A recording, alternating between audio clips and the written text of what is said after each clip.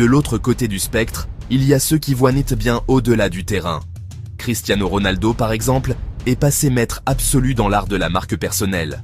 Pour lui, le football n'est pas une fin en soi, mais le moteur d'un empire bien plus vaste.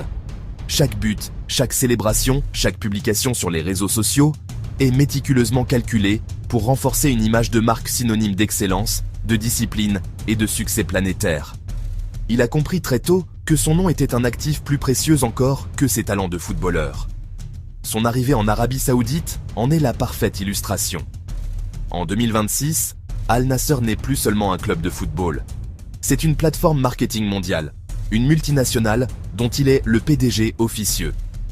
L'effet Ronaldo a catapulté le club et toute la ligue saoudienne sur la scène internationale, attirant des contrats de diffusion, des sponsors de premier plan et des millions de nouveaux fans. Le club est devenu un véhicule pour sa marque, étendant son influence bien au-delà des stades européens. Dans ce contexte, son salaire faramineux, bien que record, n'est qu'une partie de l'équation. C'est l'arbre qui cache la forêt d'une stratégie financière bien plus ambitieuse. Ce salaire sert de capital de base pour une série d'investissements stratégiques conçus pour pérenniser sa fortune et son influence.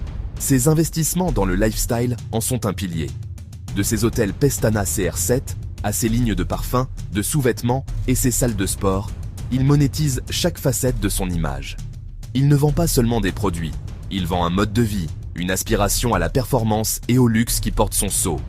Chaque produit est une extension de la marque CR7, renforçant sa présence dans le quotidien de ses consommateurs. Visionnaire, il s'est également positionné à la pointe de la technologie avec les NFT. En s'associant à des plateformes majeures, il transforme ses moments de carrière iconiques en actifs numériques uniques, créant une nouvelle source de revenus tout en engageant une communauté de fans férus de technologie. C'est une façon de monétiser son héritage sportif à l'ère du Web3. Et enfin, les médias. Conscient du pouvoir narratif, il investit dans des sociétés de production et développe ses propres plateformes de contenu.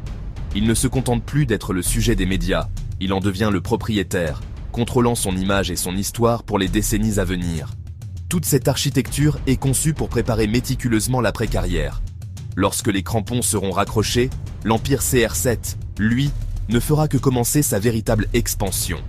Son objectif final n'est plus le prochain ballon d'or ou le prochain titre de champion.